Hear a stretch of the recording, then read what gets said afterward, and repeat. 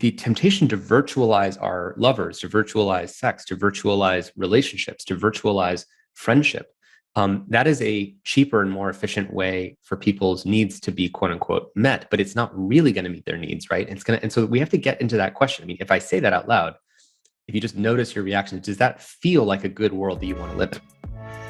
Hey everyone, Nate and I are thrilled to have Tristan Harris on the Disrupted Workforce today. Tristan, you were the first whistleblower on social media. You appeared on 60 Minutes, mainstreaming these powerful ideas of how big tech companies use persuasive technology for a modern day form of brain hacking, engaging our minds like slot machines in Las Vegas. Tristan, you are also the primary subject of the acclaimed Netflix documentary, The Social Dilemma, which we hope all of our listeners have seen. Perhaps the best way to start is through the lens of the work that you're doing, what you're seeing and where you sit. What does the metaverse mean to you? That's a good question. In a way, technology companies for a long time with the attention economy, a lot of, thank you, by the way, for having me on. And it's great to be with both of you. And that was a really generous introduction. There's so much that's happened over the last few years. It's interesting to hear it recapped. And with saying that, a lot of my work started with a study of the attention economy, which is that there is a finite supply of human attention out there. And that will create, whether we like it or not, a zero-sum competition for who's going to get that attention. Is it going to be Netflix? Is it going to be YouTube? Is it going to be Twitter? Is it going to be TikTok? Is it going to be your family? Is it going to be your dog? Is it going to be your sister? And that's where the initial work came from. And specifically the business model of major, market cap north of $500 billion technology companies being based on that race for attention means that you have some fairly powerful actors. I mean, if your sister wants your attention through text messaging, she's competing with a $500 billion behemoth who has supercomputers pointed at your brain to try to harvest that attention. So now when you go to the question of the metaverse that you asked me, where my mind goes when you ask me that question is that technology companies have been in a race to create the metaverse for much longer than they've called it the metaverse, because the metaverse is really the race to virtualize our experiences and create an entire virtual world in which we feel that our identity, our avatar exists in that world, our virtual goods exist in that world, our attention, how we interact with other people exists in that world. And, so when I think about that, I think that in a way, this is nothing new. This was kind of the plan all along, which is Instagram was creating the Instagram verse, prior to there being a full VR environment. The power of a VR environment is that now, all of your senses are immersed, obviously, in being defined in that way, as opposed to just my identity, my social pressure, my social communications. And so if you think about the number of knobs that I have as a persuasive technologist. A lot of the foundation of our work is also based on my background at Stanford in this lab called the Persuasive Technology Lab.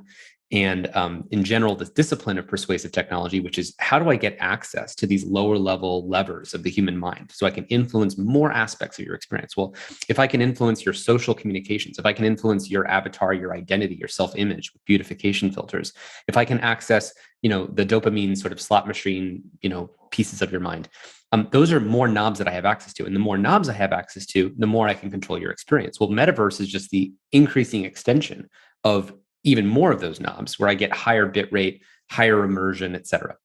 But one of the things that's alarming about this is there's been problems with virtualizing our experiences and making us more divorced from the physical world and from our physical relationships for a long time. And in fact, a lot of people who saw The Social Dilemma and in general have young people that they know who are immersed in technology are really concerned about what's happening with young people.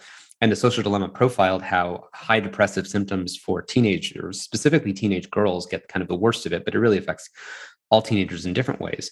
That the mental health problems and also teen suicides go up like an elbow after about 2011. So this is really interesting. So you have depressive symptoms that are actually going down for a little while. You get teen suicides that are going down for a little while. I think it's, the early 2000s to 2009, 2010, 2011. But what happens in 2009, 2010, 2011 is you get this elbow curve and it starts going up.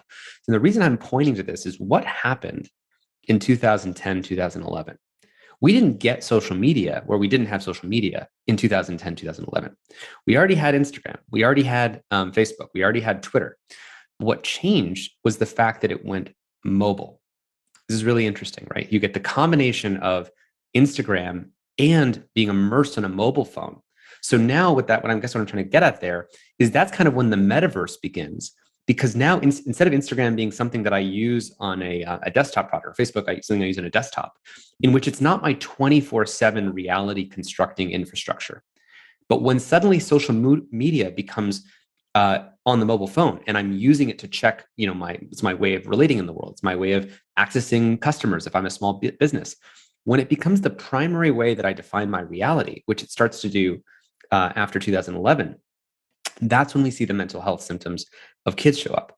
And I think that's a really important fact, which is that it's so easy to virtualize our experience in a way that causes this really, really significant consequence that's bad.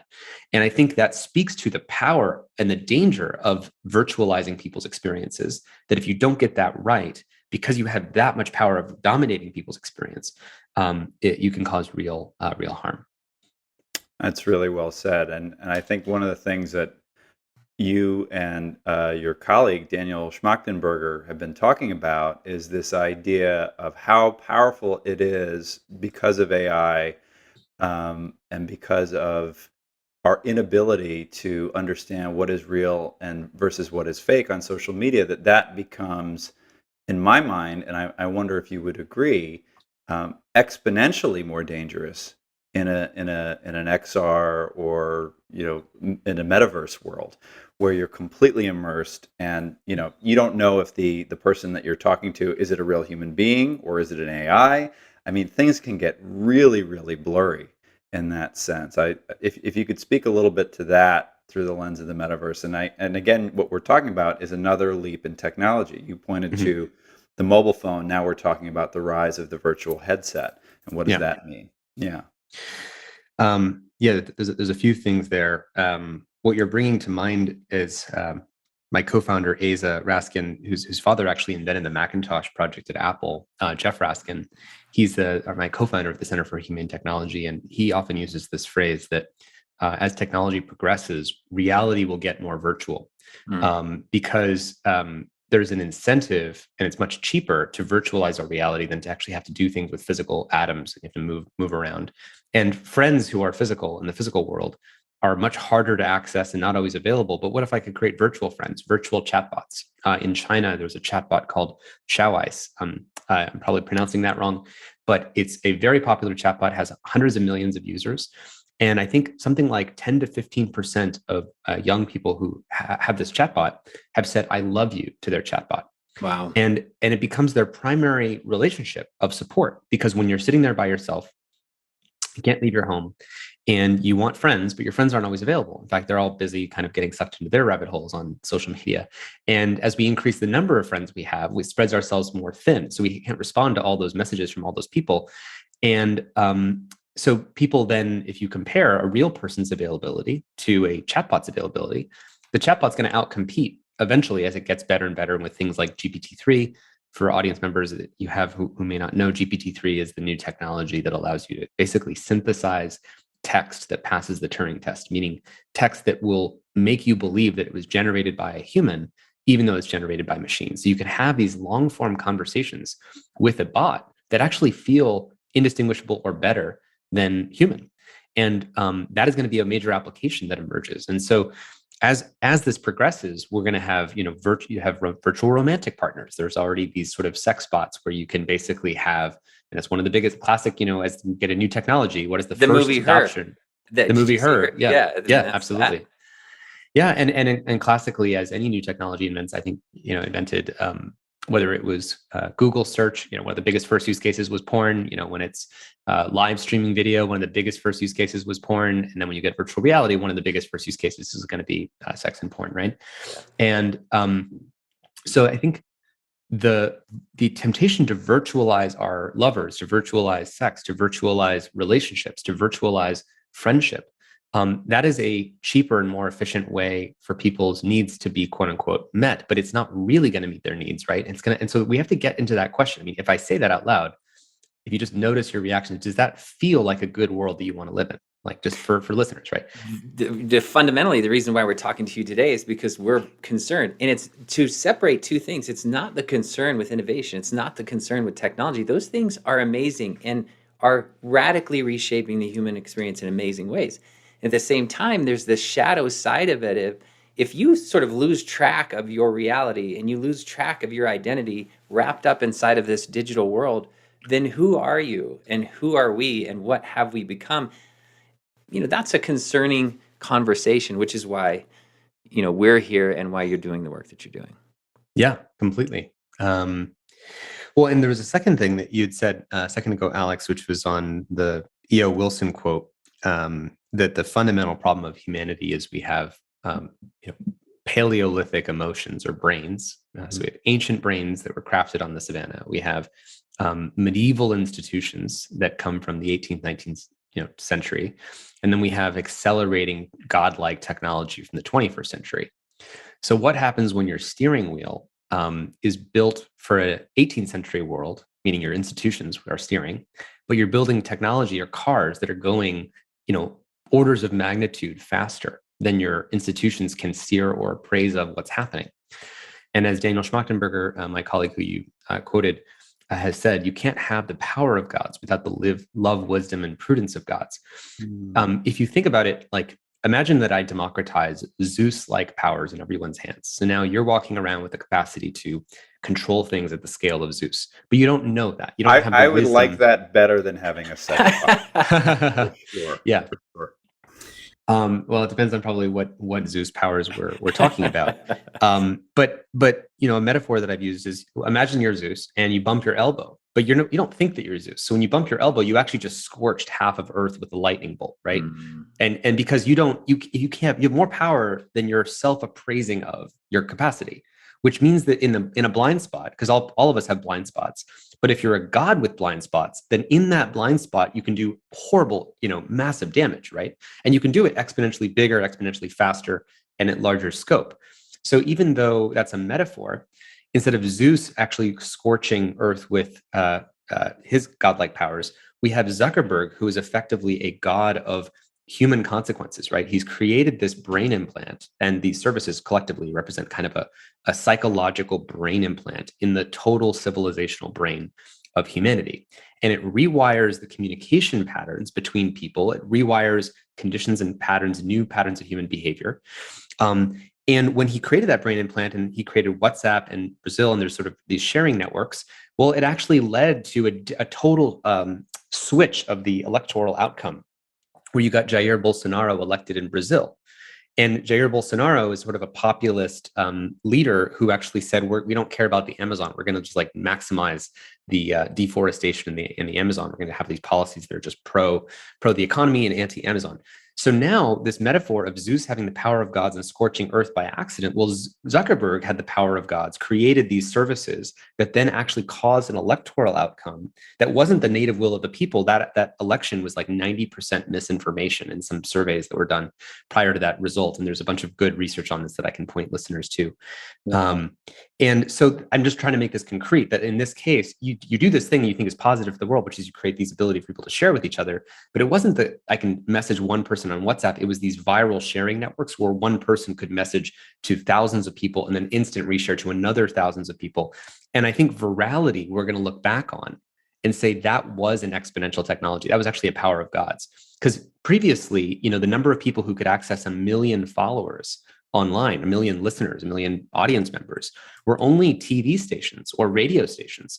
But now you have 15-year-olds who are broadcasting to audiences that were bigger than maybe some early years of MTV or something like that. Right. Mm-hmm. And there's no responsibility or accountability for that. So I think the overall trend is that we're democratizing godlike powers, whether they're exponential broadcasting powers or VR powers or influence powers, but we haven't, again, made sure that we couple that with the rights and responsibilities of the wisdom and awareness that we need to have to wield them. That's so well said. That's really, really well said. One of the things that has also come up about the metaverse is a lot of folks have said, look, this has been This has been in the works for a long time. We've been hearing about XR and VR for a long time. Is this really the moment? Scott Galloway, who we're friendly with, called it a flaming bag of shit recently in his blog. You have the Salesforce Super Bowl commercial with Matt McConaughey saying, let's focus on our world, kind of poking fun at the companies that are doing this. On the other side, you see, Microsoft investing $69 billion in Activision Blizzard. You see Epic Games just going even bigger and bring even more scale to Fortnite. Travis Scott holding a virtual concert in there with unbelievable engagement numbers. And obviously there's all these applications that people are looking for work, whether it be virtual meetings, enhancing that experience, various ways to present using 3D technologies, that there could be some benefits. So you've got the scary side, and then you've got the promise of, hey, we're all working from home anyway. Isn't this going to be much better? We're going to have a water cooler like conversation. We're going to wear cool avatars. We're not going to be in our pajamas in front of a Zoom camera, or dress shirt and pajamas down low, whatever people are doing nowadays. And the point is, I would love to get your thoughts on, if this is imminent, if there are going to be people who are forced to embrace it for work, is there a need then to upskill or reskill here? And what does that look like in terms of doing it in a responsible way, in a thoughtful way, in a humane way? Any insights you have on that front, I think would be really, really helpful to our audience. Each one of these questions goes very deep. So one thing to note about just what's driving these forces, I think Zuckerberg has said that they're going to be hiring more than 10,000 engineers to work on the metaverse, and hiring those engineers in Europe. These companies are making massive bets, as you've just outlined. Microsoft making the Blizzard Activision acquisition, and Zuckerberg hiring 10,000 engineers in Europe. Why are they making those bets? Well, let's notice that there's an arms race, right? So let's say that we actually collectively had concerns. Let's say that Zuckerberg himself thought the metaverse might not even be a good idea, like that it was actually maybe bad for people or something like that. Let's just imagine for a second that maybe even had that thought. If the future of his company and his stock price, we actually know, for example, that his user numbers and his usage numbers are tapping out for the first time in history. I think their active user numbers went down from 1.93 billion to 1.91 billion or something like that. And we can talk more about that later. Their stock prices dropped dramatically. So he's feeling the pressure, right? And there's a rivalrous dynamic where, let's say Apple, says, hey, we think that there might be some major problems with going in the direction of the metaverse and creating a virtual world of the future. Is that really the future that humanity wants to live in? When we get to the year 2100 for century 22, is that the future that we're all just living inside of these VR headsets all day long? So we have to ask questions like, is that the future that we want? Well, even if that, let's say, wasn't the future that we want, because it's an arms race, if I don't do it, the other guy will, and my next, $1 trillion market cap is going to come from colonizing the metaverse space, then everybody feels like they have to do it, and then do it as responsibly as they can. And so you get this arms race for everyone going for it. And then they have to compete for who can make the most attractive, seductive metaverse. And that's what we call that race to the bottom of the brainstem. So again, back to the attention economy, we're competing to suck people into those places for as many hours, minutes as possible, and create the loyalty mechanisms and the investment mechanisms where you've bought all of your commerce inside of our metaverse. You have to stay locked into that metaverse platform. So I say that because that's important to recognize, I think, the game mechanics that are at play, that even if there were problems, that people are forcing to themselves to invest in it because they don't want to be losing out on that. There's a second reason that Zuckerberg is interested in it, which is that right now, Facebook's destiny is really controlled by Apple and the App Store and Android, because essentially they don't get a direct access to their users except directly on the website. On the mobile phones, they actually have to go through Apple's platform or Android's platform, which means that if Apple or Android were to ever make it harder for them to reach customers, or make those privacy protecting features, which Apple added, by the way, which are reducing actively right now Facebook's revenue by $10 billion a year, that's harmful to obviously their prospects. They're not independent and sovereign. So one of the main reasons that everyone wants to own the metaverse is because they want a direct relationship for their new distribution channel of content, and not have to go through someone else. So let's see. And then you were asking a second thing there. I just wanted to lay out the game mechanics first. Can you repeat the last bit that you were saying? Sure, sure. This is really more about what is the need for reskilling or upskilling for the workforce?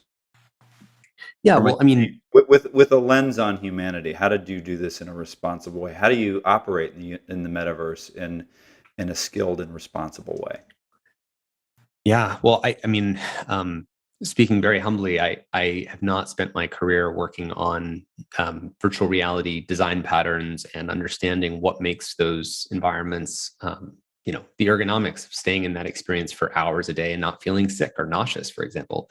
There are Mm. great people like Jeremy Balanson at Stanford and the virtual reality lab there who've been literally spent their whole career and decades studying these kinds of questions and looking at many positive use cases for, like you've said, how virtual reality can help people feel co-presence in the workplace and can enable more empathy. They have these great experiments where people take on the identity of a minority and are walking around in a neighborhood, or they walk in a mirror, or they look in a mirror and they see themselves as a different person of color or something like that if they're white. And in seeing that, you can actually measure that they're treated differently in that environment. There's someone who walks in and like says something to them kind of as if they were a person of color, have some experience, or as if they're someone of a different gender. And those experiences in VR are much more persuasive if you measure it on a scale of persuasiveness of the technology than if you saw a video about gender or person of color or marginalization or something like that. So it's important to recognize, again, the persuasiveness of those environments can be used in ways that are pro-social, that are increasing empathy, that are helping workforces be better. I'm personally not an expert on exactly what those design patterns would be. What I would want to be careful of is you can't have a virtual reality built on top of a physical reality and not have the virtual reality be trying to protect that which it depends upon, which is a working physical reality. And in a way, you can see the things that are going wrong right now with social media, as social media was built by companies that are built on top of physical democracies. But when they virtualized those democracies, they weren't trying to protect the functioning of that physical democracy underneath. They just Right. wanted to virtualize it. And so Yep. you can just think of it as an abstract philosophical principle. When you build a system that depends on another system, but it debases the system upon which it depends, that's Mhm. not going to be a viable system. So I think, we are human beings, for better or worse, as part of the Paleolithic emotions equation. We also have Paleolithic bodies, right? And it turns out human beings need touch, we need contact, we need eye contact, we need presence, we need connection, we need a feeling of camaraderie, we need joy, we need creativity. And if we don't get really in touch with holding a mirror back at ourselves of what our genuine needs are, and really understand, that irking feeling when we were describing that VR future, and it's sort of like it doesn't feel like it's exactly the future we'd want to live in. It doesn't Yep. feel humane. Everyone has that intuition. It's important to tune into that. What is that feeling in reference to? And I think it's these deeper truths about how human beings work and what our nature is. And I think that we have to make sure we're designing technology to be symbiotic to the full expression of those physical real human needs. We're going to need real experiences. I don't Yeah. I don't believe you can hollow us out into a virtual world. I think that we're moving into a world where people are going to start to pay a great deal of money for physical experiences, analog experiences. Actually, unplug me from the matrix so that I can maybe wake up again and be out of the noise for a minute so that I can be a human again. And when you talk, Tristan, it makes me think of balancing the equation. You've been doing a lot of work on systems thinking and balancing the equation. One of the things you've said repeatedly with all of your bodies of work is we're dealing with godlike powers. We're not set up to win this battle. So I'm just interested from that perspective of how does the average person have a shot of balancing this equation or even possibly winning the battle? So yeah, what does the average person do when hearing that trillion-dollar companies are, plowing money into a virtual future of humanity? Not even because necessarily they believe, as the humans that are making those buying and acquisition billion-dollar decisions, that that's a good thing, but because it's an arms race, and if they don't, the other guy will. So how does the individual who's then saying, okay, that's the future that's being plowed by these trillion-dollar, terraformers of human realities that are sitting in front of me, and I'm just a human that has to go to work every day. But what if the definition of work suddenly transforms its meaning into I have to live in that terraform virtual reality that those trillion-dollar companies created? What am I to do in that environment? Yeah. Well, first, I think that we need to just, democracies theoretically respond to people's needs and the will of the people. And if there is popular understanding and views that is a creepy reality that would be don't necessarily want in its full expression. We don't want a fully dominated virtual world to be our future. I don't have stats on this, but when I saw the metaverse be announced, most people I know, and I'm definitely in a bubble, but I think that when you looked around at the broader public's understanding and feeling about it, I think a lot of people felt really uneasy about that being announced. And I think that's a good thing. It shows that there's already some innate skepticism, some innate concerns about what that future would look like, especially run by a company like Facebook that has not demonstrated good faith ability to design things in a way that is good for humanity. But I would be concerned about it even if Apple was making it or Microsoft as well, just to sort of name my own concerns. So I think the first thing is that if there's a popular political will that says, hey, this needs to be designed in a very humane way for limited use. It's not for a world we want to live in. It's a world we need to be able to use consciously for certain key applications where VR is better than the alternative. Maybe it's better for certain kinds of empathy or better for certain kinds of games specifically, but not for living my entire life in that world. So I think that's... So the average person would have to have the conscious awareness of these tools are good for X, Y, and Z, but in general, yeah. I have to keep them in that box or I can lose myself in them. Right. And I think, I don't know if I think I remember when I was a kid, I probably had a StarCraft addiction like many people who would probably be my age. And I used StarCraft, the game, for probably more hours than I would have liked. And, you realize at some point kind of where these things fit into your life. Right. And, I think if we have, so this kind of goes back to the power of God's wisdom of God's thing. So if you're a God, if you have the power of God's to completely virtualize your experience, but you don't have the wisdom of God's, meaning you're just subject to social pressure. So if everybody else is also just virtualizing their experience and getting lost in the ether, we have to have the wisdom to be able to self-contain our use of these things. Now, on the other side of that equation, I think what you're referencing is what do you do when there's $1 trillion of market cap pointed at keeping you in that direction? And Facebook starts buying off all the retail stores, right? And if they change the definition of social participation, I mean, this is the same thing. Look, people saw the social dilemma and they said Instagram is a huge problem. But and maybe I don't like social media. I don't want to live there. But like if you're a small, medium-sized business or a teenager, and the means of social participation are that you hang out in those chat groups or the messaging groups or the online groups in those apps, and you can't communicate with your friends or find out about social opportunities or sexual opportunities except by using those things. That's what gets dangerous, is when you take over the definition of what it means to participate socially. And that's where I think we have to actually have limits to that, where people need to have ways of participating or working that don't involve full immersion in these services. And that's the problem we face right now with the existing social media companies, is that we could have 90% of people agree that the business models that are there are toxic and not good for society or democracy or mental health. But right now, they don't have another choice. I talk to politicians who say, I agree with everything you said, Tristan, but I don't know how I'm going to get elected if I don't use the political ads on that system. It's the only way I can reach people. So again, it comes back to if they own the means of social participation, then we're kind of screwed.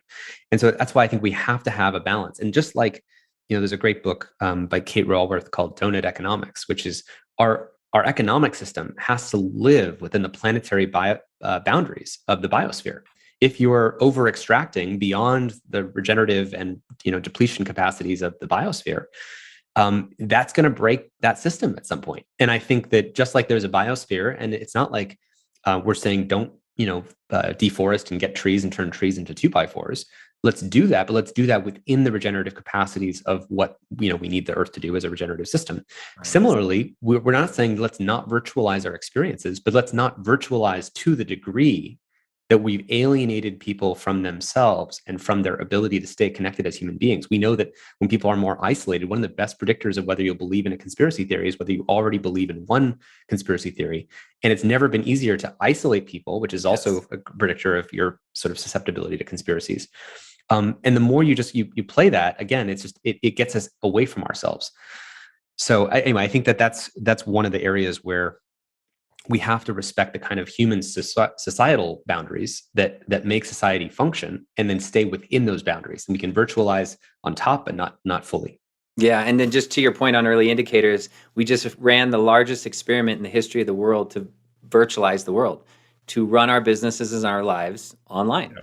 And a lot of the feedback that's coming back personally and just talking to people, I've been experiencing it, and then you see it all over the media, is no one likes to be trapped in Zoom world all day long, Right. right? It's not a thing. So that's Yeah. a pretty big indicator for the VR kind of meta side of things.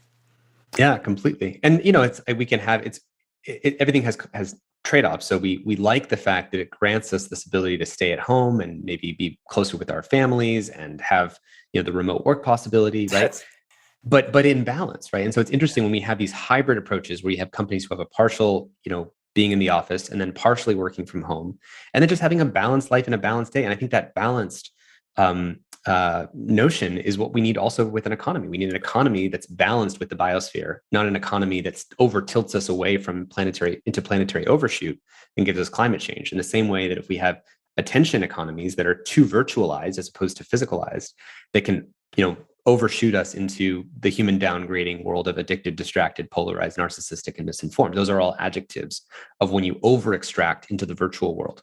Yeah. On the note of balance, it would seem that based on everything that we're talking about and everything that Nate and I have done in our own research, that in the age of distraction, attention is definitely a superpower today. And I know you just recently spoke to Johan Hari about his new book that is really focused on how he found his own struggle and journey with trying to reclaim attention and focus, and really uncovered the power of flow states. I'd love to hear a little bit more about that conversation that you had with him. What did you guys share? What was insightful or impactful for you in those conversations? And how do people harness, in your own opinion, the power of attention today? Yeah, well, Johan is a wonderful author and wrote several great books: Chasing the Scream, Lost Connections. We had him on our podcast, which people should check out, called Your Undivided Attention. And he, his recent book called Stolen Focus, which eventually largely based on our work on the attention economy, and he calls it, I think, the attention crisis. Which is just that as these actors compete for getting more and more of our attention, there's a cost to that, which is that where are we able to focus on or have the flow states that are what enable human thriving? And for creativity, like, can we build rockets to the moon? Can we make even the Peter Thiel vision of the Jetsons happen when everybody is constantly addicted, distracted, polarized, and misinformed? We can't do that. So it comes back to the attention economy, which is that, growing up as a kid, technology doesn't have to be this attention sucking force. I was an optimist and used the Macintosh growing up as a kid, and it was a creative tool, right? I used Photoshop. I made video games, like literally like programmed my own, games or educational software. I made educational software. We would like to play those if you could send them over. Great. These are definitely wouldn't run on any modern computer. I think many of them were based on HyperCard, which is emulator. Original. Yeah, exactly. Get one of the emulators out. But those things require creative and long form uses of attention. You have to be focused for long periods of time. And when you used Photoshop in the 1990s, if I clicked on the paint tool, it didn't send a notification to 200 friends saying, Tristan clicked on the paint tool. Do you want to comment on him using the paint tool? Right. And that speaks to the key difference of the environment that we can call pro-technology and humane technology, where it was about being ergonomic to human expression and human creativity and helping us, to the new post-attention economy world, where all of these applications actually want to invent notifications and social pressure and social drama that keeps the drama internet connected. Like right now we live in the drama hyperlinked internet. So every piece of drama, everything that everyone ever does is hyperlinked to the next piece of drama. So the thing I say that gets a bunch of comments and people get angry, then links to someone, then, shit posting on top of that and citing it and then creating another drama link. And so it's never been easier to navigate the drama internet. Yeah. And so instead of creating the 1990s ideal of, this like information superhighway that educates everyone, just like we thought would do with television, it turned in, because of that incentive for the attention economy, to entertain, to dramatize, to engage, to inflame. And the problem is we just can't survive that. So how do you hold your attention amidst that ecosystem? I think, the obvious things of turn off all notifications. If you can, delete all applications that actually want your attention, whose business model is wanting your attention. Notice that if you use FaceTime, it doesn't have fluttering, laughing emojis and thumbs up like flying across the screen all the time. Why is that? Because Apple FaceTime is not built on a business model of sucking your attention out. It doesn't notify you and tell you there's 20 people talking right now. Do you want to comment on it? Right.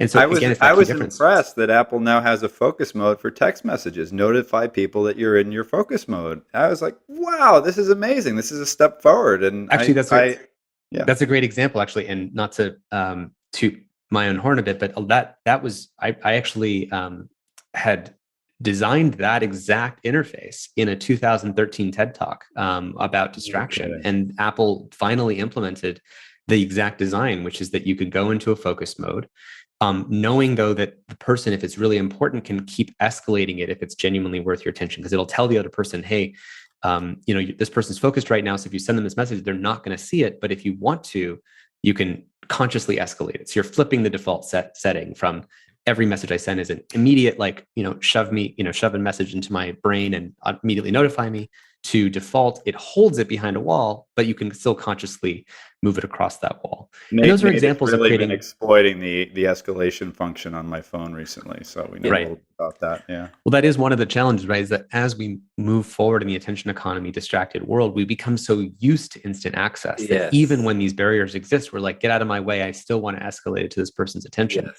And I think that speaks to, again, the cultural norms shifting, that as the world keeps interrupting each other more and more, we shift to a norm where we expect that as the norm. It's really upsetting to me because I concluded a while ago that our devices are really teaching us to behave and act more like them. Like we are, operating or expected to operate in the same way that software operates in our relationships and in our responses, and it doesn't give us time to be careful, to be Human considered, beings. to be focused. We are just these balls of reactivity now, and I think it's really, really upsetting and diminishing creative human output and diminishing the quality of the very fiber of all of our relationships. Maybe Well, to that point, though, Yeah. Alex and Tristan, is nudge is this concept in the coaching world. Coaching's going online. It used to be reserved for executives, often with performance issues, and now it's turning into everybody needs coaching. And the concept behind it is to nudge the human to do these small behaviors more often. And I think, Tristan, that's kind of what you're saying in the design of your focus mode of you can't, and it's the same problem with investing. You can't leave investing to a human. They just really struggle with the emotional side of that. And it's a very complex industry. So is technology going to nudge us back into balance? Is that the way? Well, so there's a few things to say about that. One is that for anybody who feels allergic to the idea that technology would be nudging or manipulating us, just notice that we live in an environment now where we're constantly being nudged for negative reasons, for things that are for-profit reasons, in the direction of to be more addicted, distracted, polarized, and misinformed. And Alex, what you were just saying about this sort of collective diminishing of human capacity, that is why we use that phrase human downgrading, which was as we're upgrading the machines and the capacity, they profit from human attention. That collectively downgrades the capacity of human attention spans, capacity, flow, creativity, social connection, because they're more profitable for each of us to be isolated by ourselves on a screen. If joint attention were profitable, where all of us as a group were on a screen together, that'd be a different world than profiting from each of us individually on a screen. Sorry, Nate, you were saying, I'm just trying to remember.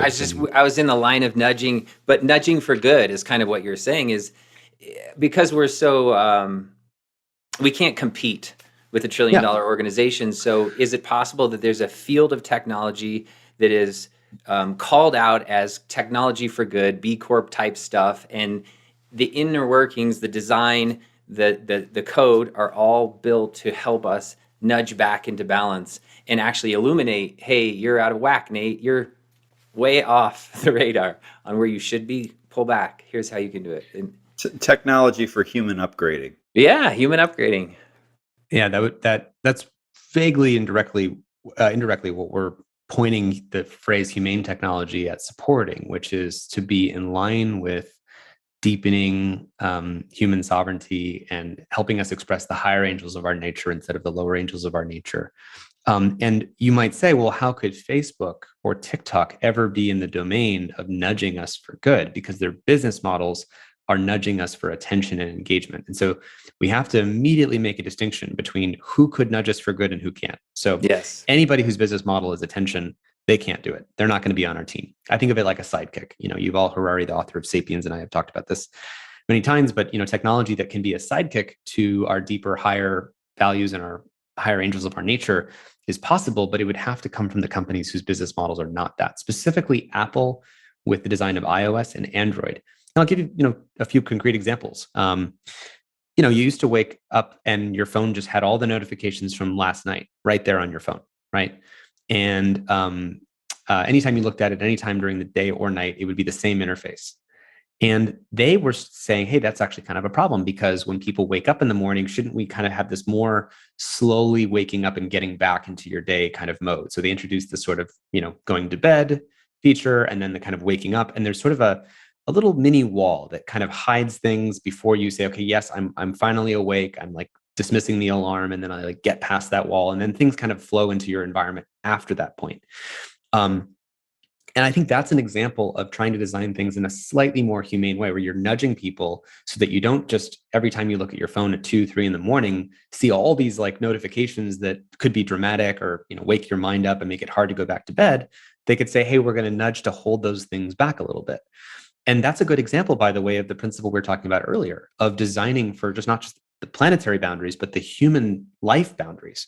Like there is a kind of curvature to the human experience, which is, we sleep, we wake up, we are awake for certain hours, then we go to bed. And that direction of design of Apple kind of protecting like the curvature and ergonomics of living a life well lived, what we used to call time well spent. That is an example of how Apple can do that. And they could do many more things in that direction. Like imagine a calendar, right? When you open up your calendar right now on a Mac or on an iPhone, it's very like archaic. It kind of reminds you of these old like command line interfaces. You drag like an event, and then there's a start time and an end time, and then I have free text field and I say what I want. But imagine the calendar was actually more like a life planner. And instead of clicking and typing in numbers and free text, I'm dragging in, hey, I want some exercise time, or I want some social time, or I want some reading time. And it could be defined in a way about what does my life ideally look like in a life well lived. And you can imagine this more drag and drop like interface of like, hey, you said you want more, or one of your goals for the year is you said you wanted to do a wilderness training course, or you said you want to spend more time learning musical instruments, or you wanted to learn languages. And that can make, and then you can have applications in the App Store be bidding to help fulfill some of those things. So it's like, oh, you want to learn language? Well, actually, Duolingo wants to help you with an that. AI for time well spent that could look at your life holistically and say, hey, I know where and how Alex needs to spend his time. And I also know how Alex intentionally would like to spend his time. And I'm going to solve for that. Yeah. And notice that again, Facebook or TikTok would never be in those roles, but Apple could be. And specifically the calendar is the interface that people make those cognitive, that's the decision-making interface where you're zooming out to that 50,000 foot view, or at least 5,000 foot view, and getting a rough sense of like directionally where do I want my life to go. But you could imagine the economics changing too. So Apple app stores could run auctions for saying, well, which apps actually think that they could benefit for these stated intentions that people have for their lives. And so now you're kind of having things slot into the competition is for the right value as opposed to the wrong value. Instead of competing for who gets the top 10 on the App Store page, you're competing for who can actually help people kind of get to where they want to go. I think of it like Uber and Lyft, right?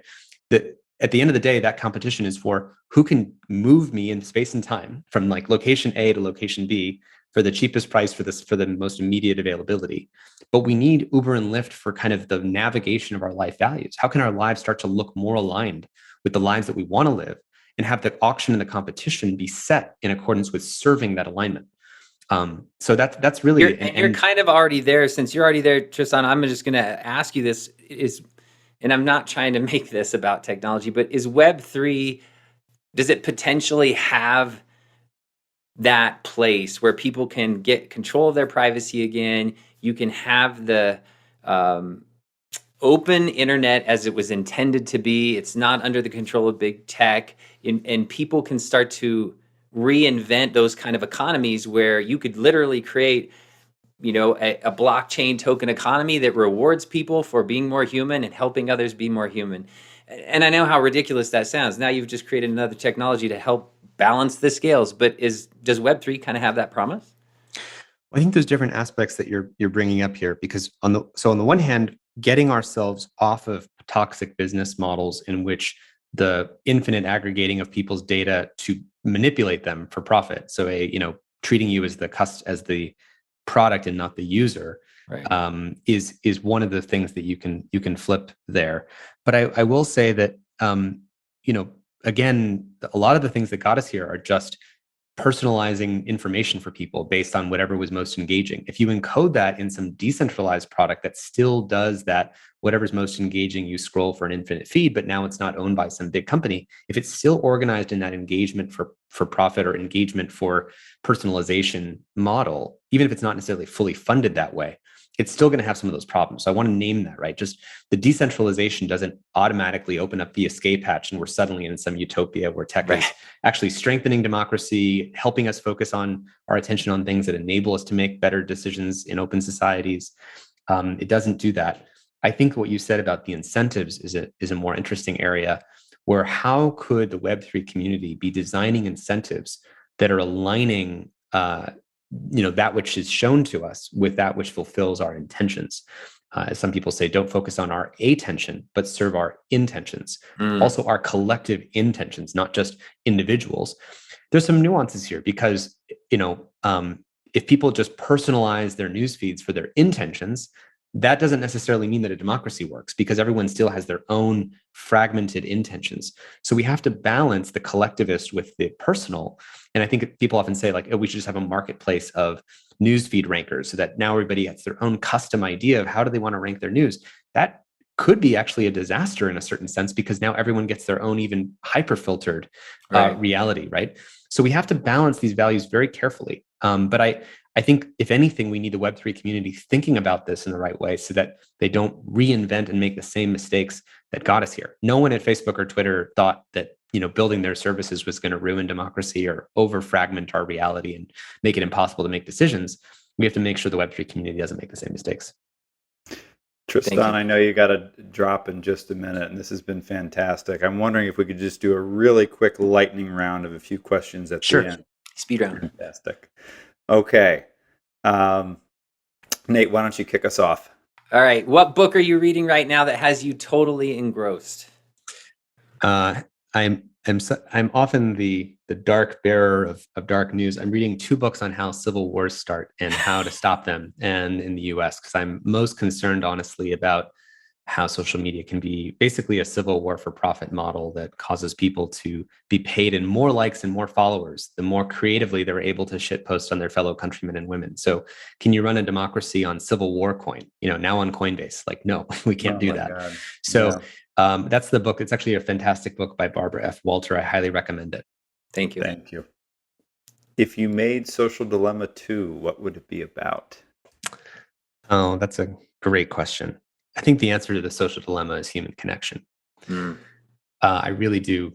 When you see people come back from a weekend with their friends in some group experience where everyone's just like dropping in really deeply with each other, and there's music and there's dancing and there's just people really being with each other in a fulfilling way, you don't even feel people like trying to look or needing to look at their phones. Or it also stabilizes away from the kind of ways that our newsfeed can kind of radicalize individuals by themselves in some isolated basement. The solution to that is more stabilizing conversations with regular people, seeing that regular people aren't in some crazy fantasy that's trying to make the world, terrible or take over the country or whatever. So I honestly think human connection is the answer to that. And instead of a Social Dilemma 2 film, I'd love to see a Social Dilemma 2, like almost like take the defense budget and make it the US connection budget. Like, how do we just like deploy that kind of resources into mass human connection and cohesion? Because I think that's what we need the most. Yeah, that's a fantastic. 100%. How does a guy who's in some ways trying to save democracy in the world find a way to be a human being again? The heaviness, the bigness of that macro scope, and how you've been awakening into how macro this thing is. How does Tristan Harris go, hold on, I just need a hamburger and some water? Like, how do you unplug from that? So if I'm really honest with you, I actually struggle with it because these are really heavy times, right? I feel a tremendous responsibility, and we speak to folks across, national security and former presidents and, parents, and you hear the stories of kids who are committing suicide from this stuff. It's a hard world to live in. My personal outlets are playing music. I play piano and I play the accordion. So that's been a really great thing, and also magic. Believe it or not, I used to be a magician as a kid. That's actually one of the ways that I stay sane, is having very lightweight, non-heavy, fun ways of relating occasionally. Well, let's imagine that the metaverse was one way that you did that. As to what does Tristan's avatar wear and like to do in the metaverse? My T-shirt would say, "Find me away from here and come back and find me in the real world." I probably would use my presence in the metaverse to direct people away from the metaverse. Love it. Makes perfect sense. Tristan, thank you for this. Thank you so much, guys. It's been phenomenal. We are grateful to have you here, and thank you for everything you're doing to make this world a better place. We need you. Wow, that was just incredible. What a brave, humble, and important leader. If you want to learn more about Tristan Harris and his work, do not go to Instagram, but go to his website, the Center for Humane Technology. The URL is humanetech.com. That's humanetech.com. You can also find a ton of great resources there, as well as links to his podcast that he co-hosts with Asa Raskin, which is truly excellent, and that is called Your Undivided Attention. Or, of course, you can go to Spotify, Apple, or wherever you listen to podcasts. Last but not least, if you haven't seen The Social Dilemma, run, don't walk to your TV screen and check it out on Netflix. Just don't binge 50 shows after, or Tristan will be really annoyed at you. Thank you for being with us today. In a world where attention is scarce and content is abundant, it means a lot. If you like what you heard, please be sure to give us a rating. 5-star reviews are of course acceptable, and please also share this with your people at work and at home. The Disrupted Workforce was created to address the transformational change that's already begun and to help individuals and organizations grow in these dynamic times. We are excited to be on this journey with you, and we are here to help. See you next episode.